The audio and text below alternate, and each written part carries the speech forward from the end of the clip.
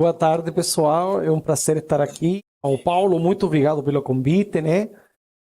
As pessoas aqui que conheço de longa data também que incentivaram, ou apoiaram, ou participaram nas obras. Esses três livros aqui nasceram pela necessidade pessoal que eu tinha de material de referência relativo à imensa riqueza mineralógica do Brasil. Eu sou jornalista, sou fotógrafo e tenho uma pequena editora também. Desde sempre eu coleciono minerais, né? Cheguei a ter um jornal, um pequeno jornal, em assuntos mineralógicos, gemológicos durante alguns anos. Surgiu a ideia de fazer esse livro aqui, né? Uma necessidade pessoal minha e do Andrea Bartorelli, que é geólogo, grande amigo, lamentavelmente falecido agora há 3 semanas. Juntos, levamos esse projeto adiante até que finalmente conseguimos apoio da companhia Vale, né? Na época era Vale do Rio Doce ainda. Através desse patrocínio, a gente conseguiu fazer um livro como que a gente imaginava, que descobrindo e visitando e fazendo o trabalho de campo em praticamente todo o país, né? Desde as lavras produtoras, né, no Pará até o Rio Grande do Sul. Percorrendo basicamente as principais regiões produtoras, sobretudo a região pegmatítica da província oriental de Minas Gerais, a Borborema, na Paraíba, no Rio Grande do Norte. E a ideia nossa era fugir um pouquinho do comum, né? Um livro mineralógico normal, ele tem fórmulas e constantes físicas e químicas, e o livro não carece disso. Mas a ideia central era contar história, porque é uma história que se vai perdendo. O Brasil é muito rico em história. Lamentavelmente, por falta de registro, né, as pessoas vão embora e aos poucos já não resta foto, não resta.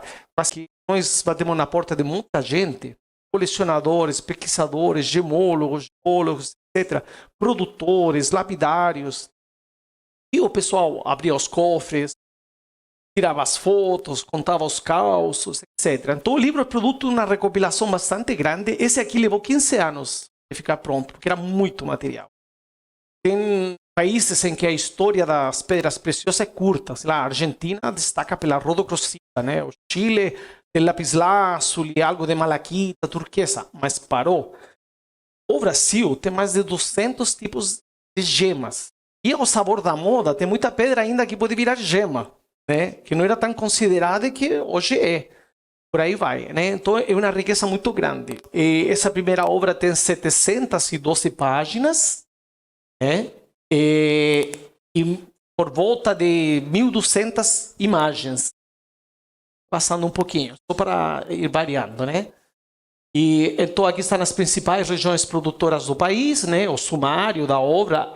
Esse primeiro livro a gente aborda a mineralogia de uma forma mais clássica, né? São as classes mineralógicas, né? E em todas elas vamos encontrar gemas, mesmo nos elementos nativos, né? Vamos encontrar o diamante e a maior parte dos metais nobres que vocês usam. Ouro, platina, prata, se englobam nesse grupo.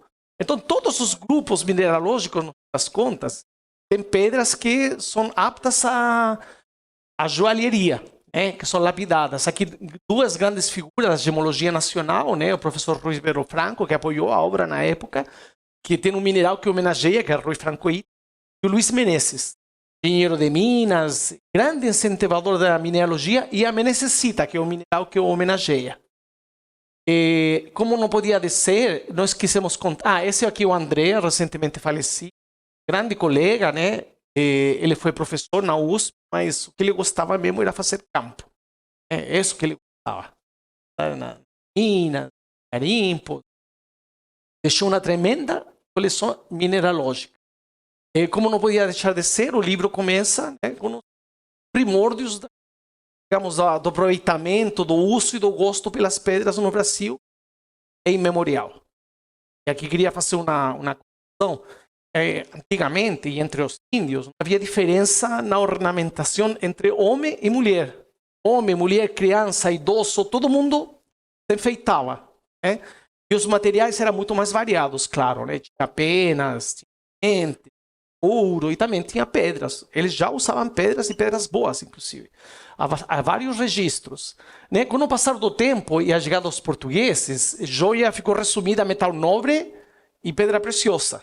Né? Inclusive, na época, distinguia a semi-preciosa, hoje não se usa mais. Mas querendo falar que, no fim, joalheria eram 4 pedras, né? Rubi, safira, esmeralda. Na época, a ametista era muito valorizada. Depois da descoberta das ametistas no Brasil, caiu um pouco no conceito, mas era uma pedra valiosíssima, né? E o metal nobre, basicamente ouro ou prata. Né? Então, é assim, uma redução, né? Assim, no conceito do que seja joia, mas era bem mais amplo. Esse dia até falava um pouquinho disso, né? Como o homem ficou um pouco de fora do uso da joia. Né? Não tem muita gente produzindo joia masculina. Né? Antigamente o homem usava assim, usava anel de formatura, fivela e um monte de outros acessórios. Hoje em dia a gente assim, se restringe ao relógio, né? E isso implica que a metade do mercado está fora. Porque não tem explicação naquilo, né? E por aí vai. Bom, e os índios, né? Deixa aí. Bom, e eles já, você vê, né? Eles já tinham esse gosto pelas pedras. Isso aqui, memorial, é o ídolo de Iguape, tem para lá de 5.000 anos, né? Então já existia essa cultura, não há registro apenas. Vamos lá. Em alguns casos vou ampliar, tá? Mas tenho que dominar essa técnica aqui. Não é força, não. É um toque suave, sutil. Vamos lá. Isso aqui, não sei como eliminar. Ah, tá. Vamos começar de zero, então, porque isso aí não... Aí, não sei como eliminar isso. Ah, beleza. Ok. Né? Bom, esse é o capítulo inicial do livro, então, e que tem a ver com, como falava, né, o uso das pedras. Por exemplo, se uma pedra de mando, um índio podia ficar 20, 30 anos pulindo aquilo na mão mesmo, com objetos totalmente artesanais. E isso demonstrava a maturidade dele, ou seja, a perfeição desse trabalho que levou tanto tempo, que ele fazia nos momentos em que ele podia se dedicar a isto, né? Então, era valiosíssima. Os tembetás, né? O ornamento masculino por excelência, se faziam furos na bochecha, furo aqui embaixo do lábio, e o pessoal inseria isto. Aqui temos, isso aqui é jadeíta, esse aqui é um quartzito verde, podemos chamar de aventurino talvez, e amazonita. Essa é uma resina, um equivalente, digamos, nacional ao âmbar, né? E, ou seja, eles usavam gemas, usavam pedras preciosas, poliam elas, né? E são ornamentos masculinos. São raros, valiosos hoje. A origem desse tipo de material ainda é desconhecido. Né? No Brasil nunca se achou uma jacida disto. Porém, nos achados arqueológicos aparece. Talvez fosse algum tipo de intercâmbio, né? Pelo Caribe com Centro-América. Mas não está claro isso. Né? O fato é que no Brasil não se achou a jacida desse material. Vamos lá.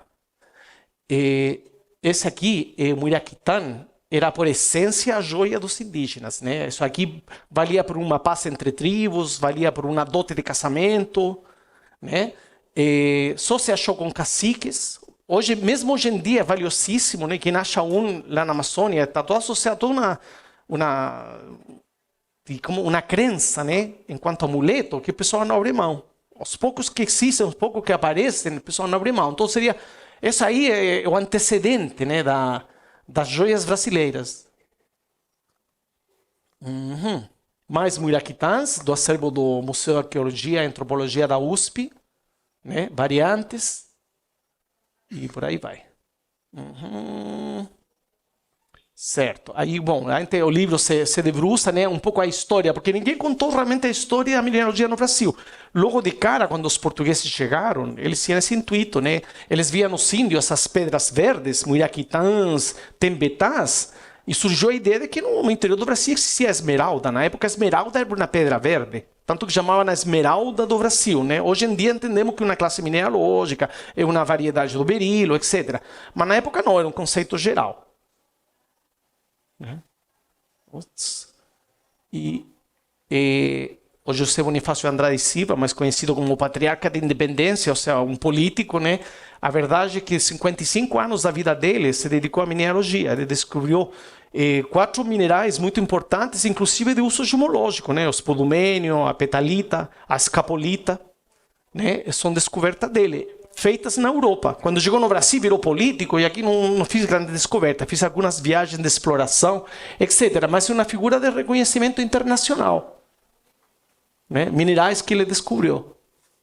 E por aí vai. Então essa é a parte histórica. Mesmo a indicolita, ele que menciona, né? A partir de 1800, mais ou menos, ele que descreveu essa variedade de turmalina. Na época não se sabia muito bem da turmalina, era um grupo grande. Hoje sabemos que são 35 espécies em 3 grupos separados, né? Isso aqui simplesmente é uma variedade gemológica de cor de um daqueles tipos, né? Que é a elvaíta ou a flor elvaíta. Mas na época não, né? Na época não se tinha essa noção. E por aí vai, né? Então vou avançar um pouquinho rápido na parte histórica e vamos chegar na descrição dos minerais, né? Então o livro é bem completo, né? Principais pesquisadores, né? Os centros de pesquisa, as primeiras grandes coleções, que inclusive eram uma coleção muito importante, era de Dom Pedro I, que Dom Pedro II herdou, né? A imperatriz Leopoldina, que vinha da Áustria, veio com uma missão científica. Ela era colecionadora, ela foi patrona do Museu Nacional, né? Todos os diamantes que apareciam em Diamantina, os maiores e mais bonitos, eram selecionados pelo imperador, e ele guardava. E a coleção de diamantes do Brasil foi a maior do mundo durante muito tempo. Não existia uma coleção superior de diamantes no mundo inteiro.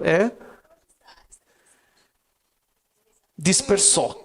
O José Bonifácio doou 17 caixas de minerais para o Museu Nacional. Sumiram. E agora, com o incêndio, havia uma coleção Werner. Quando Dom João VI veio para o Brasil fugindo de Napoleão, trouxeram a coleção Werner, que é um grande cientista alemão. Quem a trouxe foi o Barão de Schwegg. Ela foi, no ano do incêndio, 2 meses antes, ele tinha conseguido reunir quase 70% do acervo original. E estava na exposição, um logro, assim, depois de tanto tempo, né? E o incêndio devorou tudo. Então esse patrimônio evaporou, lamentavelmente. Oi? De vários jeitos. Aí. Então esses são os primórdios, né, que a gente conta. Vamos nas pedras já. Essa pedra é uma das favoritas do neto do imperador, Dom Pedro Augusto de Saxe-Coburgo-Gotha e Bragança. Ele era grande mineralogista, ele fazia pesquisas, né? Então havia um gosto assim espalhado pela mineralogia. Aqui no Brasil hoje em dia tem pouco colecionador, né? Nos Estados Unidos se calcula que entre clubes e amadores tem algo assim, mais 1 milhão de pessoas dedicadas ao estudo da mineralogia, fora todo o mercado de joias e tudo mais, né? Aqui no Brasil ainda é restrito, só que a gente não carece de história, né? Tem uma história gigantesca, o que falta é divulgação, maior conhecimento. E aqui entra essa coisa de que para vender joias, né? Já vimos como faz, já vimos o metal, agora vamos ver as pedras que se encaixam, né? Porque muitas vezes o apelo da joia é a pedra, né? Você quer um anel de esmeralda, quer que seja de ouro, mas quer que seja de esmeralda, por aí vai. Então é outro componente fundamental também. E isso aqui requer conhecimento histórico, né? Tem que ter um conhecimento gemológico, tem que ter uma noção do que seja a gema, né? A imensa variedade e tudo mais. Obrigado. Vamos tentar passar mais rápido, porque são dezenas, né? Esse aqui é o Museu de Ciências da Terra, no Rio de Janeiro. Tem peças como essa, né? Um topázio azul fabuloso, está na exposição lá. Minto, porque agora está fechado, né? Mas eles estão agora conseguiram uma verba milionária e estão refazendo o museu. É curioso, inclusive, porque é um prédio muito antigo, nobre, né? E a metade dele tem na coleção paleontológica, mineralógica, e a outra metade, que se incendiou no ano 74, está tomada pela mata. Tem até bichos lá. Você entra são iguais as duas salas. Em uma sala que funciona, né? E você vai na outra. E a mesma, uma réplica arquitetônica, só que eram ruínas, com, sei lá, trepadeiras e bicho. Aparece coati, lá aparece cobra. E agora estão reformando, por sorte, né? Deixa eu te fazer uma pergunta. Você pode voltar uma tela? Claro. Deixa eu ver. Essa? O meteorito que estava no Museu Nacional, sim, ele continua vivo ou sumiu também? Os meteoritos, afortunadamente, que estavam na entrada do museu, né? Você entrava e à esquerda tinha uma galeria. Essa parte se salvou. Em parte por uma pesquisadora, que é a Elisabeth Succolotto, que resgatou muitas peças. Entendi. E em parte porque elas estavam longe do incêndio, porque, para ser sincero, se estivesse no centro do incêndio, de qualquer jeito iam decompor. Tá? Calcula-se que atingiu até 1.200, 1.300 graus. Só um detalhe, a questão do meteorito, esse maior inclusive, é que ele foi soterrado com um desabamento, aí ficou protegido, essa parte ficou entendi. protegida. É porque era um pecado. Esse meteorito era fora de série, né? Isso, exato. Mas ele foi soterrado com desabamento, isso salvou o meteorito. Bacana. Então a grande coleção, afortunadamente, se salvou, mas só. Né? O resto foi tudo, né? Os grandes acervos. Isso aqui eram peças, por exemplo, da realeza brasileira, né? Isso aqui era da Imperatriz Leopoldina, isso aqui era do Getúlio Vargas, né? Todo esse acervo já lamentavelmente se perdeu para sempre, né? Não sei se vocês conhecem, mas o museu, né, da Escola de Minas de Ouro Preto, atualmente fechado por reforma, é o mais fabuloso do Brasil, né? A coleção, né, é espetacular. Essa sala aqui, essas vitrines foram doadas pelo Museu de Minas de Paris. Então é um nível internacional. Você se debruça aqui, pode descansar olhando o material. Cada cúpula dessa pesa 1 tonelada, né? E a coleção realmente é fabulosa. E essa é a Sala Mineralogia 1. A Sala Mineralogia 2 tem um acervo antigo. Milhares de peças, tipos de ouro, sei lá, 200 variedades de ouro. O ouro preto, inclusive, fica nessa vitrine. E você vê, né? Um ouro paladeado, riquíssimo, mais valioso que o ouro comum, porque tem paládio, né? Só que ele é escuro, por exemplo, que deu nome à cidade e tudo mais. Né? Meteoritos de lá. É fabuloso esse acervo. Opa! E tem que dominar. Museu de Geociências da USP, do Instituto de Geociências, que também é muito interessante. Opa! E tem que ter um toque. Não vai. Sei lá. Aí. Beleza. Tem um comando aqui, não sei se vai obedecer. Obedece, perfeito. Esse é o museu que temos em São Paulo, né? Novos minerais descritos no Brasil, a começar pela brasilianita. A capa do livro justamente é a brasilianita, o mineral que homenageia no Brasil. Mineral de grande porte, descoberto só foi descrito no ano 45, né? Originalmente achavam que era crisoberilo, né? Aí teve uns pesquisadores nacionais e estrangeiros, né, que acabaram descrevendo. E o mineral gema também. E por aí vai. Vou avançar um pouquinho rápido aqui, tá? Porque é mais a descrição dos minerais descobertos no Brasil. O clássico, por exemplo, foi descoberto no Brasil. Crisoberilo foi descrito a partir das moças brasileiras, né? Então o Brasil tem uma parte importante na história da mineralogia internacional. Bom, o livro aborda tudo isso, né? São 1.200 fotos, 712 páginas, etc. Essa obra contou com o patrocínio da Vale na primeira edição. Fizemos uma segunda edição com apoio da CPRM, a Companhia de Pesquisa de Recursos Minerais. Obrigado. Né? E por aí vai. Então vamos chegar... Bom, aqui já estamos chegando nos elementos nativos, né? Como falava. Grandes diamantes produzidos no Brasil, né? Entre os maiores do mundo em alguns casos. Cobre nativo, produzido no país, né? Ferro nativo. E por aí vamos. E aqui chegamos nos diamantes, né? Essa é uma réplica, mas era o diamante Getúlio Vargas. Durante muito tempo era o terceiro em tamanho do mundo, né? Se não me engano, são 726 quilates, né? Deixou fama internacional essa pedra, né? Foi dividida em várias outras e tudo mais, mas foi um tremendo de um achado. Né? Ouro, então, o Brasil foi o maior produtor de ouro do mundo durante muito tempo. Né? Isso aqui em São Paulo é o Pico do Jaraguá. E a primeira descoberta pioneira de ouro se deu em São Paulo. Né? Os ataques de pirata Spielberg na costa de São Vicente era por causa disto.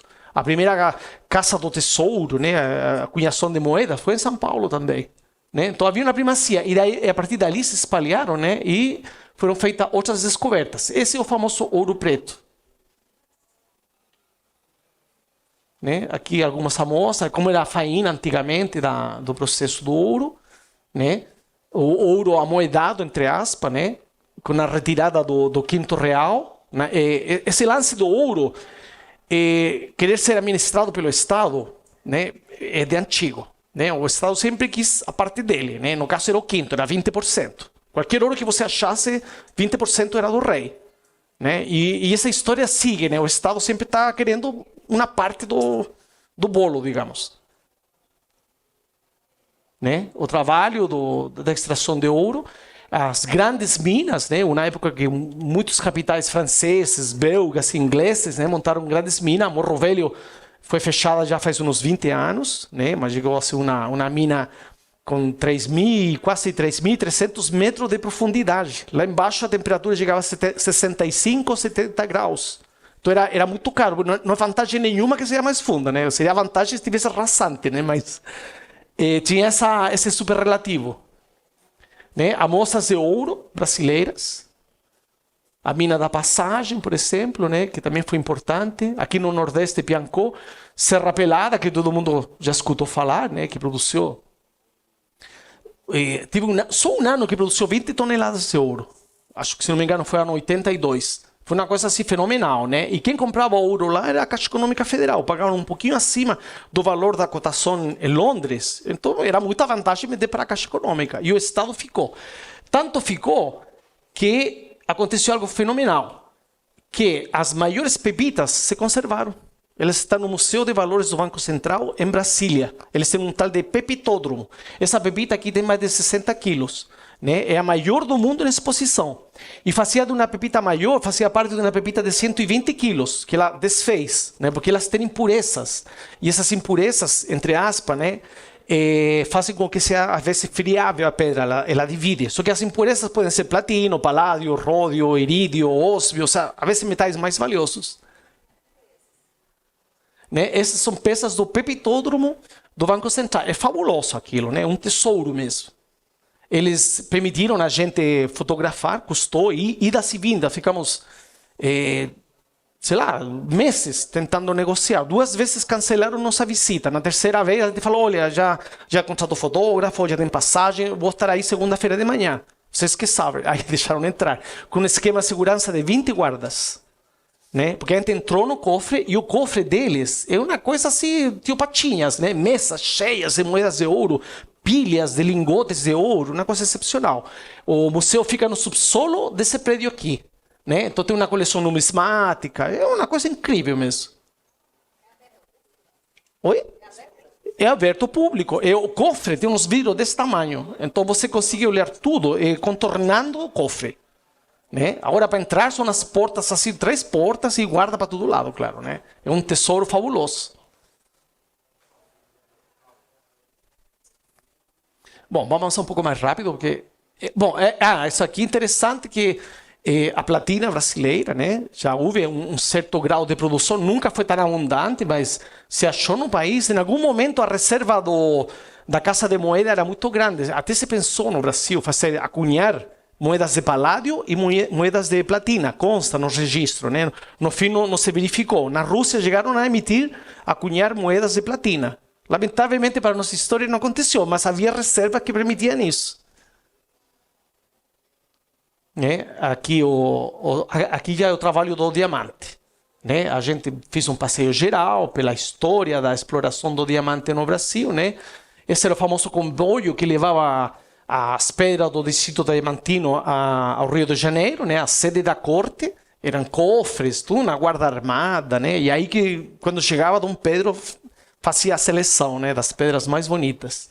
O Brasil, na época, era o maior produtor do mundo. Até 1870, a partir de mais ou menos 1724 e até 1870, o maior produtor do mundo foi o Brasil. Né? Assim, sem concorrência. Aí que se descobriram as minas da Sudáfrica e pouco a pouco o Brasil foi deslocado e hoje é um ator secundário na produção de diamante, mas ainda se produz bastante. Né? Então é um país com tradição na produção de diamantes. Eu trabalho na época dos garimpeiros, aqui na região de Chapada Diamantina, por exemplo, né? Que ainda é uma tradição, ainda se fazem procissões de garimpeiros, sei lá, toda uma história que é secular, tem mais de 2 séculos. Né? Aqui a gente descreve um pouco como era o trabalho, né?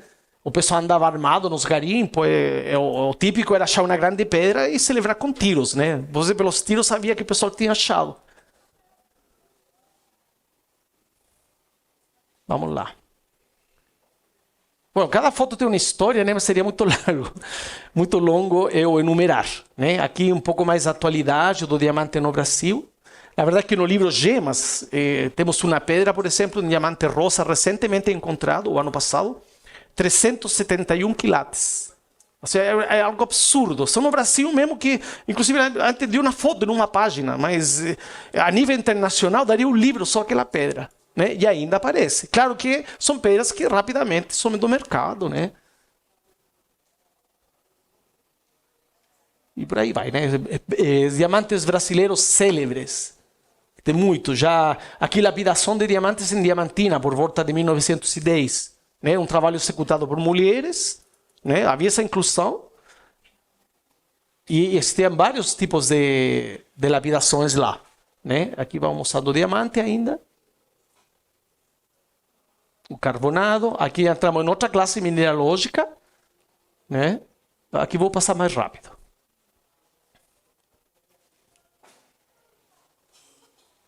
Né? Mas todas elas contêm algum tipo de gema. Aqui a florita, por exemplo. Né?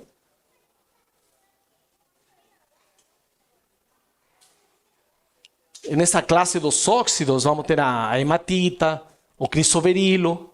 São gemas valiosíssimas. Né?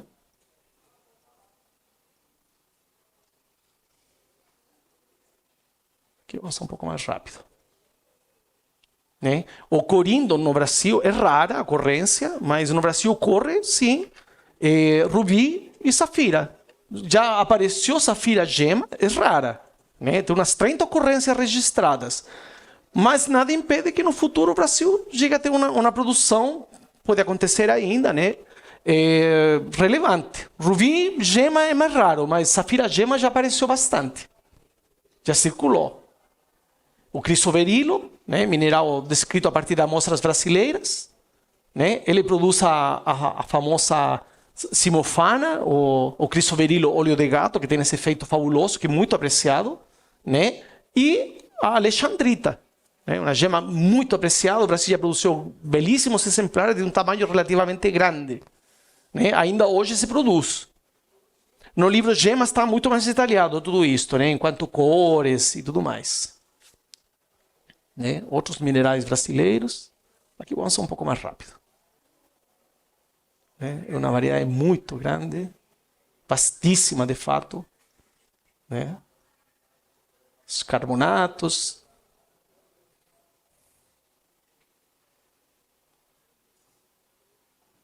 Rodocrosita brasileira, malaquita brasileira.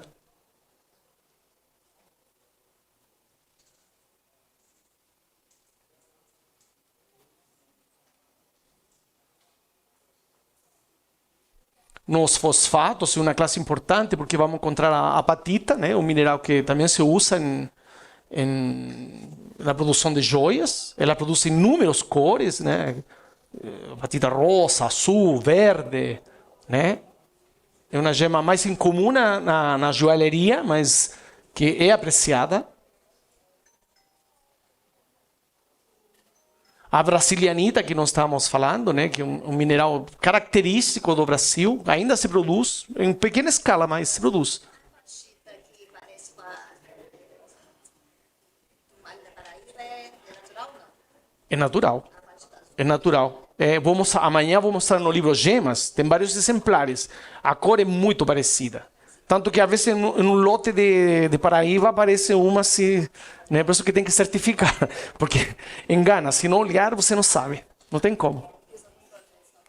A dureza é outra, etc. Mas na cor mesmo e na aparência, quando está lapidada, ela confunde muito.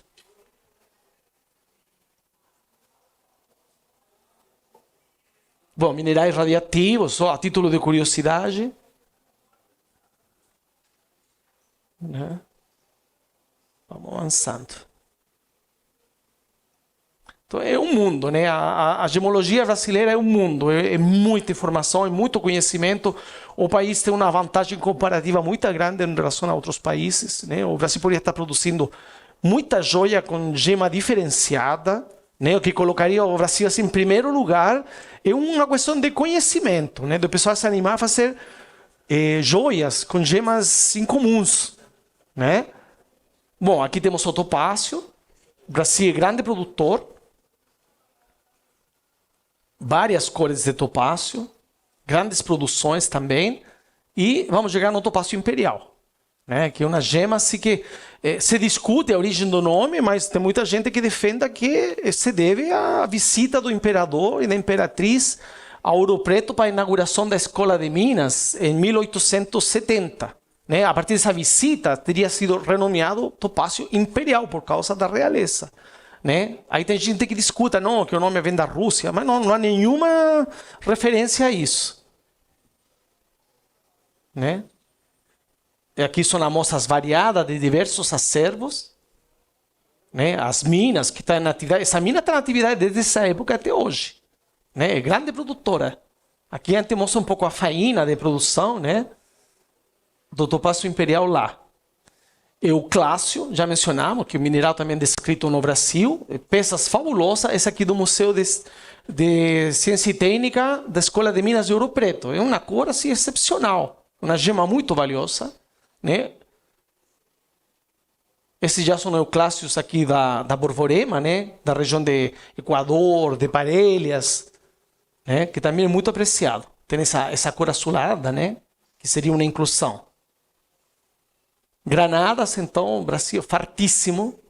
Né? Em diversas gemas, espessartina, o maior bamburro, né? A maior produção registrada no mundo de espessartina foi no Brasil, né? Já faz algum tempo, na Lavra da Navegadora. Né? Eles acharam 7 toneladas. E isso aqui deu a volta ao mundo, esse achado, porque são pedras de extraordinária qualidade. Né? Outras espessartinas de diversas origens. Essa é a espessartina daqui da região nordeste, né? A mina da Pedra Bonita. Outras variedades de granada. A andalucita, que é uma pedra que hoje em dia está cada vez mais valorizada, né? Porque ela, depende do ângulo, ela muda de cor, né? De castanho a verde oliva. Então, uma gema muito bonita, ela faísca. Dá umas joias espetaculares. Fenaquita, que também é um mineral que se usa para joias. Titanita, nem falar, né? E por aí vai. Então, são inúmeras as gemas. Eu vou chegar agora nos podumênios, por exemplo. Também o Brasil é grande produtor. Né? O maior bamburro de Cuncita, por exemplo, se deu na Lavra do Urucum, ali perto do Governador Valadares. Esse aqui também foi o maior bamburro do mundo, de Idenita. Né? Se deu em Resplendor, também numa região próxima ao Governador Valadares. Essa é uma raridade também, que é o espudumênio lavanda, entre aspas. Uma cor única também, raramente achada no mundo. Né? Os famosos espudumênios. As idenitas, aqui do Museu Agaster, no Rio de Janeiro. Rodonita, uma gema... que nessa qualidade gema só no Brasil também atualmente, umas pedras lindas, estão chamando de rubi brasileiro. Tanta beleza, pureza de muita gema que estão aparecendo, que eu mostro melhor no outro livro. Né? Os berilos, nem falar, as águas marinhas, as esmeraldas brasileiras. Né? Hoje em dia o país é grande produtor com material de muita qualidade, em diversas localidades, né? Em Minas Gerais, em Goiás, no Ceará, né? Na Bahia, sobretudo. As águas marinhas. Peças extraordinárias. De grande porte, inclusive. Águas marinhas também, vocês veem, né? Essa peça aqui, por exemplo, desse tamanho. Essa ali também, uma pedra grande. O Heliodoro, outra variedade do berilo, que dá belíssimas gemas. Né? Voltando nas águas marinhas, essa pedra aí é desse tamanho. Está na coleção de um colega nosso. E por aí vai. Vou passar um pouco mais rápido. Morganita, novamente uma variedade do berilo. Né? A turmalina, que é a rainha, né? É excepcional. O maior produtor do mundo, longe, o Brasil ainda é. A produção já não é tanta, mas é de longe. Assim, em variedade de cor, de qualidades, é o Brasil ainda. Né? Vocês veem o tipo de material. Isso aqui, Lavra da Pederneira. Produziu exemplares magníficos. Né? As fatias de turmalina, que também se usam em joalheria. Né? Por aí vai. Então é um mundo, né? Só a turmalina é um mundo. Né? Aqui a província pegmatítica oriental, né? As áreas produtoras de turmalina e as áreas produtoras de berilo, né? Particularmente água marinha. O livro apresenta, né, mapas das principais regiões produtoras e o exemplo das turmalinas achadas naqueles locais. E, nesse sentido, é bem exaustivo mesmo. Né? A gente visitou praticamente todos os locais. Essa é a famosa da Pederneira. Né? Esse tipo de material que dá lá. Que dava, né? Porque a mina foi refeita e tudo mais. E não tem produzido nada em bastante tempo já. Mas chegou a produzir esse tipo de material. Em cambio, minas próximas, como Cruzeiro, Aricanga, Chiá, estão em plena produção, nunca pararam. Né? Grande descoberta, Santa Rosa, durou uns 3, 4 anos, mas se acham toneladas e toneladas. Era um morro, né? E se achou muito material desse naipe aqui, peças grandes. Né? Na época, até o valor da turmalina despencou no mercado, porque era tanta quantidade. E essa mina está sendo retomada agora. Por aí vai. Né? Vou avançar um pouco mais rápido também, porque não acaba mais esse capítulo. Né? Turmalina cetros.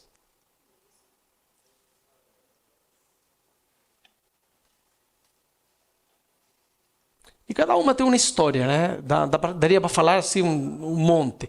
Esse é o maior bamburro do mundo de turmalina rubelita, né? A variedade avermelhada que dá uma gema fantástica. Né? Essa foi a famosa lavra do Jonas e criou exemplares como esses aqui. Tem um cristal famoso que tem 1 metro de comprimento, por exemplo. Ah, tá. Me estão... Bom, deixa eu terminar esse livro pelo menos. Tá? Aí estamos indo nas finais já. E por aí vai.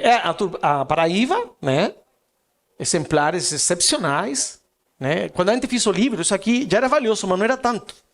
Quem vendeu essa pedra falou, se eu vendesse agora, custava 10 vezes mais caro. Né? Porque ficou tão rara, tão valiosa. Essa aqui é do Josso Nishimura, lá de São Paulo, da Itacolo, não sei se você conhece. Né? Hoje é mais incomum. Na época era novidade ainda, né? Era um achado recente. Hoje... não aparece muito, não. Tem muita mina, tem muito intento de retomar e algo circula assim por baixo do pano, assim, porque há esse problema de segurança, né? Então o pessoal acha às vezes quantidades interessantes, peças boas, mas é discreto, né? Porque ninguém quer atrair atenção para si, né? Com um tesouro desses. Né? Turmalinas ainda, diversas variedades. Fora do Brasil? Perdão? Fora do Brasil, eles... Alô? Oi. Fora do Brasil, né? Você que viajou bastante, a turmalina Paraíba recebe esse nome mesmo, Paraíba? Sim. Que é um nome muito brasileiro. Não, no começo era um nome assim... gemológico, mercadológico, né? Exato, Era uma isso. forma de distinguir esse tipo de turmalina eubaíta com conteúdo de cobre, né? Tanto que chamavam de cupro eubaíta. Só que esse nome, vista que a pedra era tão característica, Muito. ele foi consagrado pelo dia. Ah, tá. Né? Então é um nome aceito no mercado e internacional. Então as pedras do Moçambique e de outros países da África, mesmo assim se chamam turmalina Paraíba. E isso explica porque a turmalina Paraíba da Paraíba é mais cara ainda. Né? Tem esse diferencial. Ah, entendi. Às vezes a pedra é inferior, mas é da Paraíba. É Paraíba da Paraíba, então é mais valiosa. Tem essa coisa, né?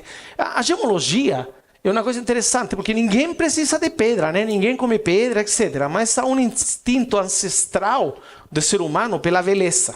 Né? Aquela coisa, um diamante, é uma pedra, mas você pega um diamante, vê ele faiscando, né? Dando iridescência, parece que está viva. A sensação é fechar a mão e se apoderar da pedra. E instintivo aquilo, não tem uma explicação.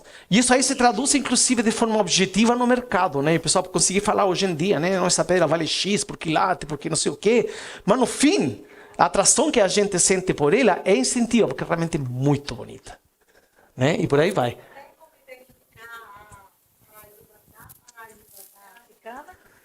Hoje em dia tem gente que afirma que sim, né? Pelo conteúdo de cobre, pelo tipo de inclusão, pela orientação das inclusões. Acho que sim, né? Porque tem um aparelho, sobretudo, né? Um espectrômetro que faz uma curva, então você sabe se ela realmente tem cobre e outros elementos, né? Como eles se comportam. Então, mais ou menos dá para fazer isso, mas não sei se com todas, não. Não sei se 100%. Né? Vamos avançar mais rápido agora, porque me estão... Bom, esse é o livro, né? A sodalita, vocês veem, né? Esse é o livro Minerais e Pedras Preciosas do Brasil. Aqui vamos chegar nos quartzos. Vou avançar rapidinho, são páginas finais. A variedade imensa de quartzo brasileiro. Cristal de rocha. Citrinos. Né? Quartzo fumê. Todos isso são pedras que produzem gemas. Né? O quartzo rosa nacional é único, cristalizado. Ametista, então, nem falar, o Brasil é o maior produtor do mundo, longe. Né? A gente vê aquelas capelas que no exterior são adoradas, parece que, nossa, é um tesouro. E aqui para a gente é corriqueiro, né? A gente vê tanto em feiras, todo lugar que vê aquelas capelas ametistas que virou comum. Mas no exterior, o povo assim enlouquece com isso. Né? Então a gente visitou as minas lá, uma por uma, e fizemos um trabalho assim, em função disso. Os quartzos ainda, diversas variedades, quartzo rutilado, né? Calcedônias. E num capítulo final, vamos chegar em Pedro II. Aqui. A opala. A opala é nobre, não é exclusividade de Pedro II, dá em outros pontos do país, só que é inferior qualidade, pouquíssima abundância, né? Isso, por exemplo, de Queluz, Minas Gerais, essa tremenda peça, né? Mas é muito raro. Agora, pedra de uso gemológico realmente é aqui, né? Essa pedra de nosso colega aqui, o Venedo Tucum, né? Uma pedra fabulosa que ele nos permitiu registrar na época, né? E isso todo material de Pedro II, né? O que predomina é a opala nobre branca, mas também ocorre a opala nobre, né? Preta, é mais incomum, é muito rara, mas também ocorre assim, né?